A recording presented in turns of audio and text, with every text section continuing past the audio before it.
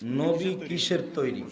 নবী মাটির তৈরি, নূরের তৈরি কথাটা মিথ্যা, হারাম। সব নবীরা ছিল বাশার, মানুষ ছিল। কি ছিল? ইন্নামা আনা বাশারুম মিসলুকুম, আমি তোমাদের মতোই মানুষ। বিশ্বনবী বলেন আমি তোমাদের মতোই মানুষ। বিশ্বনবী বলেন আমি তোমাদের মতোই মানুষ। বিশ্বনবী বলেন আমি তোমাদের মতোই মানুষ। পার্থক্য হলো ইউহা ইলাইয়া, আমার কাছে ওহী পাঠায় কে? নবীরা কি মানুষ ছিল না জিন ছিল? সবাই বলবেন মানুষ না জিন? মানুষ না ফেরেশতা?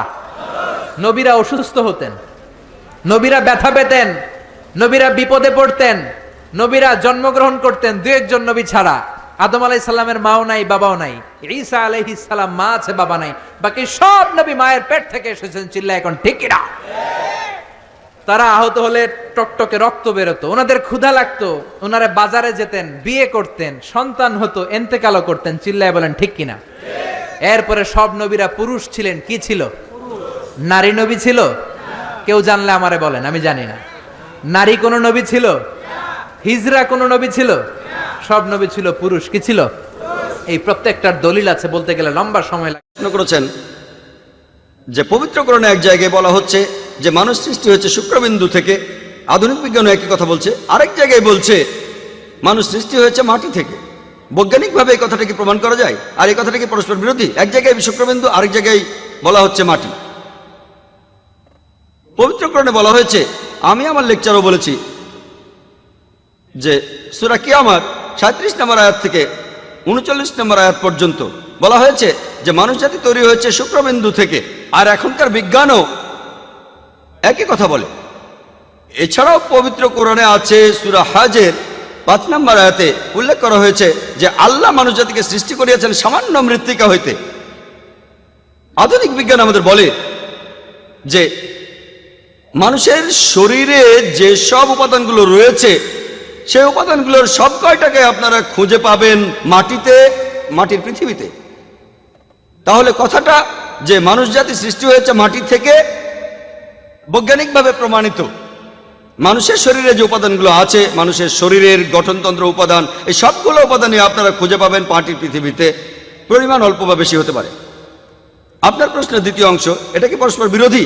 যে এক জায়গায় বলছে মানুষ শুক্রবিন্দু থেকে সৃষ্টি হয়েছে, আরেক জায়গায় বলছে মাটি। এটা কি পরস্পর বিরোধী? এখন পরস্পর বিরোধী হলো যখন দুটো বক্তব্য একটি মানলে আরেকটি মিথ্যে হয়ে যায়। দুটোই একসাথে সত্যি হতে পারেন না।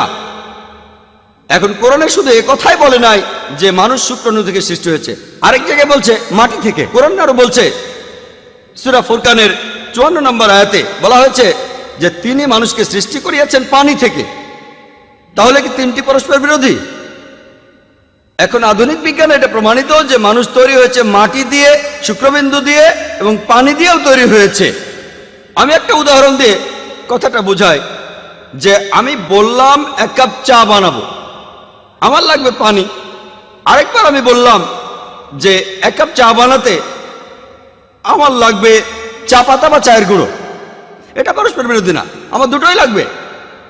যদি মিষ্টি চা বানাতে চাই তাহলে চিনি দিতে হবে। যদি পানি কম চা বানাই, পানি কমিয়ে দুধ বেশি দিতে হবে। আর যদি সুলেমানি চা বানাই তাহলে চায়ে দুধ দেওয়া হবে না। তাহলে এটা কন্ট্রাডিকশন না যে কোরআন বলছে মানুষ সৃষ্টি হচ্ছে শুক্রবিন্দু থেকে, মাটি থেকে আর পানি থেকে। এটা হলো আসলে কন্ট্রাডিস্টিংশন। এখন আমাদের জানতে হবে এই শব্দটার মানে কি। কন্ট্রাডিস্টিংশন মানে কোন বিষয় সম্পর্কে 2-3টা বক্তব্য যেগুলো একটা আরেকটার সাথে বিরোধিতা করে না। যেমন ধরুন আমি বললাম যে এই ভদ্রলোক তিনি সৎ, তিনি দয়ালু, স্নেহশীল। এটা কন্ট্রাডিস্টিংশন। কিন্তু যদি আমি বলি যে ভদ্রলোক সবসময় মিথ্যে কথা বলেন আর সত্যি কথা বলেন, এটা হলো কন্ট্রাডিকশন। কারণ দুটোই উল্টো কথা। যদি সম্পূর্ণ উল্টো কথা না হয় সেটা হবে কন্ট্রাডিস্টিংশন। নবী নূরের তৈরি না মাটির তৈরি, ওই নিয়ে গবেষণা করা আপনার দরকার নেই। আর যদি গবেষণা করতেই চান তাহলে বাস্তবে আসেন। আপনাকে প্রথমে আসা লাগবে কোরআনের কাছে, এরপরে হাদিসের কাছে, এরপরে বিজ্ঞানের কাছে। নাকি আপনি মন গড়া বলতে পারবেন? যারা বলছেন নবী মাটির তৈরি না নূরের তৈরি, এই নিয়ে ফতোয়াবাজি করে, এর আগে আগে কোরআনের কাছে এসে এটা নিরসন হয়ে যান, তাহলে অন্তত তারা দল বিদলে বিভক্ত হয়ে আমি মাটির তৈরির পক্ষে, উনি নূরের তৈরির পক্ষে, এটা বাদ হয়ে গেলে এক দল হয়ে যেতে পারলে শক্তি বাড়বে। এই কথা বলেন না কেন? মত পার্থক্য থাকতে পারে মাসলা মাসাইল নিয়ে, কিন্তু দল পার্থক্য করা হারাম, দলাদলি করা জায়েজ নেই, এটা হারাম। দল মাত্র দুইটা, কয়টা? ফারিকুন ফিল জান্নাতি ওয়া ফারিকুন ফিস সাঈর, একটা দল জান্নাতে আর একটা জাহান্নামে, এইটাই ফায়দা। কিন্তু এই ছোটখাটো বিষয়গুলো নিয়ে আপনি এমন পর্যায়ে গিয়ে দলাদলি করে আপনি জাহান্নামের কাতারে চলে যাচ্ছেন, এটা থেকে বাঁচানো দরকার। জাতিকে আমি এক কথায় বলছি, নবী কিসের তৈরি এ কথা বলবে আগে আল্লাহ।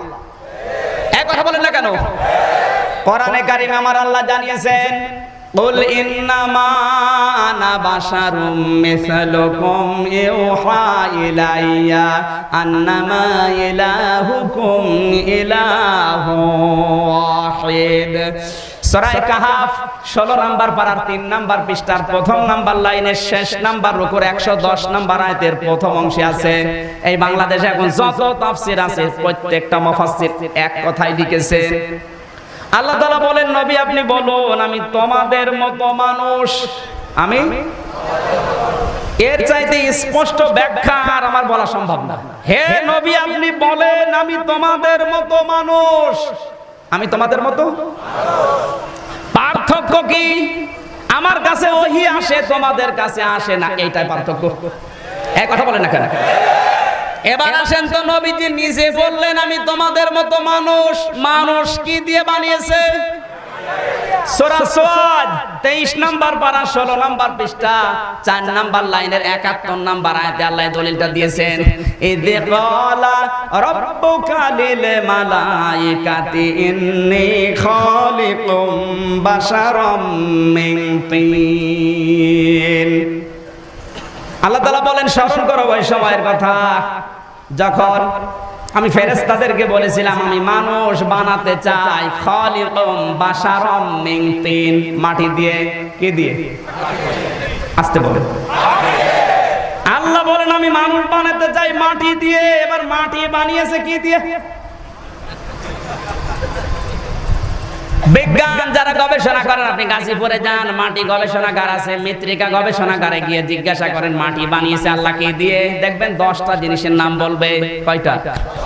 মাটির ভেতরে গবেষণা করে এখন পাওয়া যাচ্ছে oxygen, iron, sodium, silicon, aluminium, magnesium, potassium, hydrogen, calcium, nitrogen. কয়টা?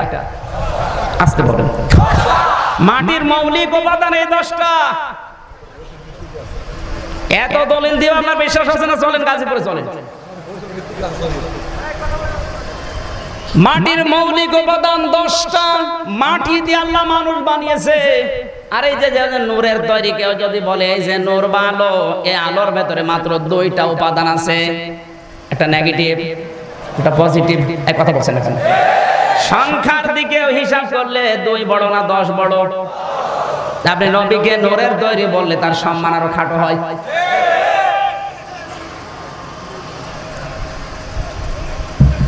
নবী কিসের তৈরি? এবার আরেকটা আয়াত বলছে সূরা মায়েদার 15 নম্বর আয়াত। আল্লাহ তাআলা বলেন, ক্বাদ জাআকুম মিনাল্লাহি নূরুন ওয়া কিতাবুম মুবিন। অবশ্যই আল্লাহর পক্ষ থেকে তোমাদের কাছে এসেছে একটা নূর আর একটা স্পষ্ট কিতাব। এখানে নূর শব্দটা পাওয়ার পরে অনেকে বলবে যে নবী নূরের তৈরি না। কোন আয়াত দিয়ে কেউ যদি ব্যাখ্যা করতে চায়, তার আগের আয়াত পরের আয়াতে কি আছে ওইটা আপনাকে দেখা লাগবে।